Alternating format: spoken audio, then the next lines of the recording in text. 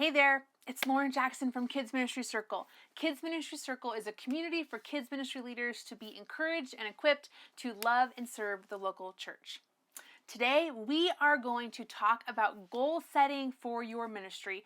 Whether you're watching this in August or September and the beginning of a new school year, or if you're watching this in December and January at the beginning of a new calendar year, now is the perfect time to set goals and dreams and plans and action steps for your ministry.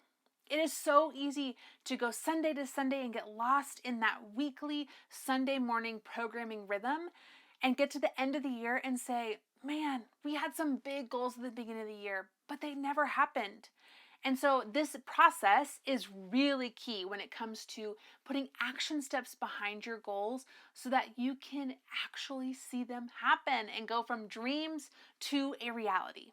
So today we are going to share tips and tricks on how to goal set for your ministry. Now it's important because we have a free resource for you to go along for this video. And I would highly encourage you to pause this video, don't stop it, just pause, open a new window on your computer, and then go to kidsministrycircle.com/resources and find our goal setting worksheet. So you can watch this video and see that worksheet and see how they work together and how you now have space to write down all the things that you're dreaming about and all the things that you're planning for your ministry. So it's true that every ministry leader wants to grow in attendance, grow their volunteer teams, help parents and equip them to be the primary disciplers, and to create more experiences for kids and families to know and learn the gospel. That's a lot. There are a lot of spinning plates when it comes to kids ministry, and so that's why goal setting is so important. When I think about goal setting, I think about a big concentric circle. So you start really big and then you narrow it down slowly, and then you get your specific action steps that will help you achieve those goals. So the first step, the biggest circle, is what I like to call looking back. So it's important to look back before you look forward. We see this practice a lot in the Old Testament where the Israelites, something happens or they experience something new and they stop and they remember who God is and what He has done and how He has provided. So this is crucial and one of my favorite things when we talk about goal setting, stopping and remembering what has happened this past year. Now you may get to the end of this year and you may think, man, I can't remember anything that happened.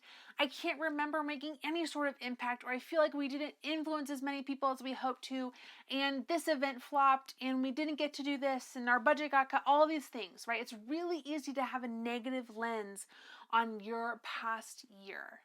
But I guarantee you, if you ask around, and if you really think about it for a couple minutes, you will see God's faithfulness and His provision through you, through your ministry, through your volunteers, and through your families. Don't just skip over this step. It is really important because it helps you and it helps give you perspective on where you need to go and how to move forward. All right, the next step is going deeper. So one step in that big concentric circle. So now that you know the things that went well and what you were celebrating and how you saw God move, and now you get to take those and you get to really consider your big strengths and your weaknesses. So what are those strengths? Maybe you have a killer nursery volunteer team. That is a strength. Maybe you have a really smooth check-in process. Major strength. Or maybe you tried a new event this year and it was a hit. Your families loved it. Okay, big strength. And then you think about your strengths and then you think about your weaknesses. Maybe you need to really focus on recruiting. Or maybe you recruited a lot this year, so you have a lot of new volunteers, but now you need to figure out how to train them and retain them. Maybe you need to add something this Christmas season. Maybe you lacked in that area last season. You know what? There's a lot of different things that can be both strengths and weaknesses, and they definitely vary from church to church. When I think about goal setting, when I think about strengths and weaknesses, one way that's easy for me to think about all these different categories is thinking about the 5 core aspects of children's ministry. You have safety, you have curriculum, you have parents, you have volunteers, and you have discipleship. So when you think through those 5 categories, it can be really helpful to highlight some strengths and highlight some weaknesses. Maybe you're looking for a new curriculum, or maybe you need to start a parent discipleship class where you can equip parents to be the primary spiritual voice, or maybe you have a lot of new families and you need to introduce them with baby dedications or talking about kindergarten. I mean, there's so many different things that can be a part of those core categories. Now, it's important to remember you cannot take on all the things all at once, right? You may get to your 5 categories and you may have so many things on your list that you're like, how am I going to get this done? Well, the answer is you're not. But you can prioritize 3 to 4 core things and main things that you really, really want to work on this next season. And if you get a goal accomplished fast, then you can tack on another one and keep going. Just because you hit these 3 or 4 doesn't mean you can't add more goals in the future. Now, this is also a really perfect time to bring in other voices. So maybe you have a key team of volunteers, or maybe you have other staff with you, or maybe you want to loop in that student ministry director or that youth pastor or your boss, the executive pastor, or elders, right? There's so many different voices that can be added in, but you get to carefully choose who you add into this process. Now, I would encourage you that if you have a goal that impacts another ministry, to definitely have a conversation with them. Maybe you are trying to find a way to welcome brand new families better. Well, maybe you need to connect with whoever is over your connections or hospitality team. If you're trying to create a better on-ramp for 5th grade to 6th grade, well, maybe you need to connect with your students team and work together on a goal. That will only help the process and not hurt the process. So let's recap. Now you've stopped and you've remembered and you've celebrated the past year. Then you took those 5 categories and you thought about strengths and weaknesses. And then you took it a step deeper and you narrowed it down to 3 or 4 main goals that you wish to accomplish. Now, if you're not there yet, it's okay. Think through those 5 categories and think through all those strengths and weaknesses, and maybe you see a common thread. Maybe volunteers, or your space, or maybe it's your technology. Maybe you just need better technology in your large group and better technology at check-in. Maybe that's a really big goal. I remember at one point in my ministry career, one of my goals was to add a lot of those extra or bonus things, like making sure we send postcards to new families and making sure we celebrate birthdays and making sure that our volunteers knew that they were celebrated each and every Sunday. Right? That was a common thread that I saw amongst all of our different categories. And then lastly, don't forget to bring in outside voices. Bring in other people because they may see things differently and have a different perspective of your ministry than you do. So now that we have our core 3 to 4 big goals, it's time to put some action steps behind it, right? You can't just have a goal without knowing how you're going to get to that goal. So it's important to write down 3 to 4 action steps.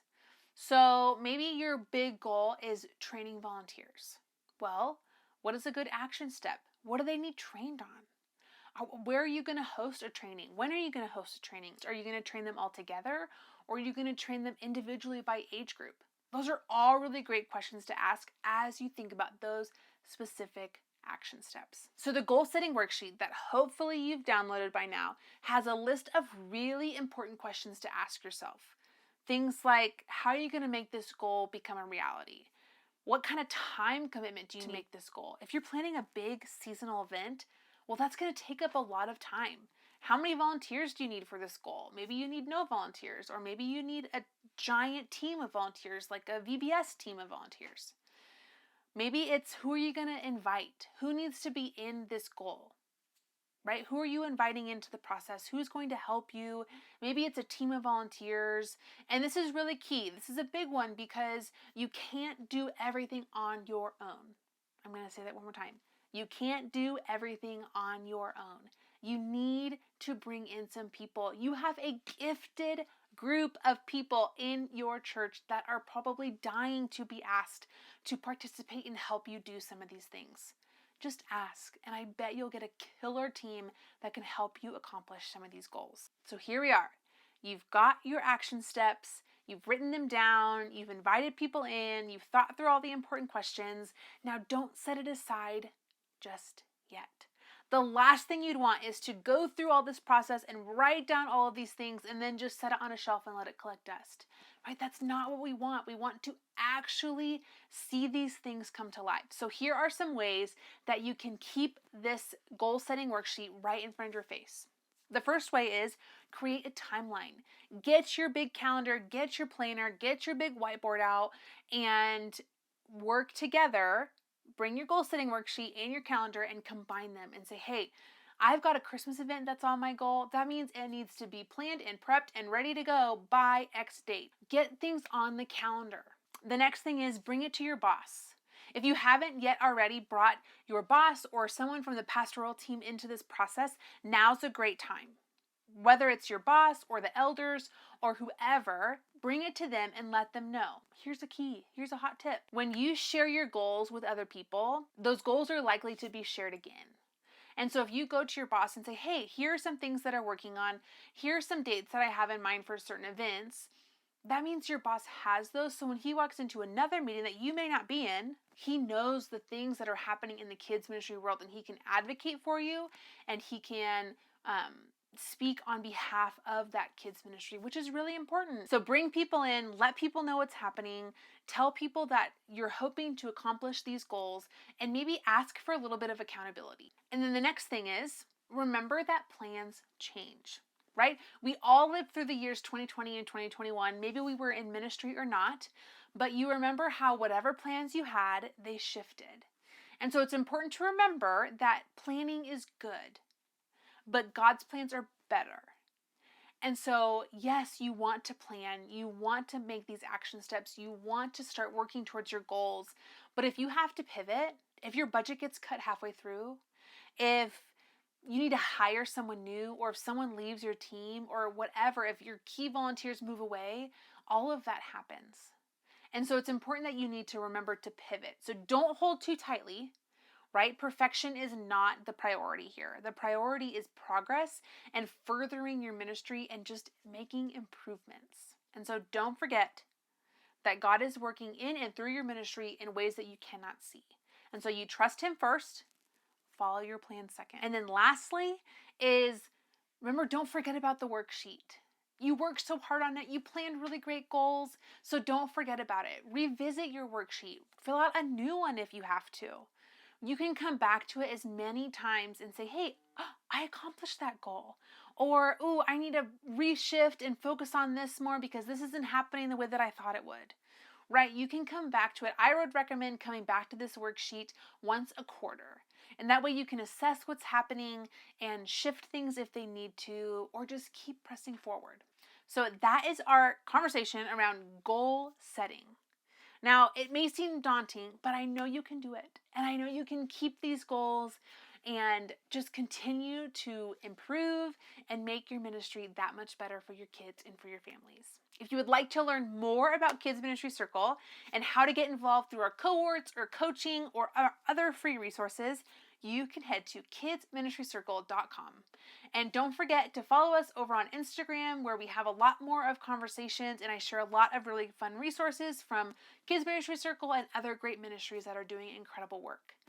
And lastly, don't forget to like and subscribe to our YouTube channel so you get these videos sent straight to you. I hope you guys have a great week, and I would love to know what you have planned and what your goals are for your ministry. So drop them in the comments below and we'll see what all of our goals are, and maybe we'll learn a thing or two from each other. All right, see you next time.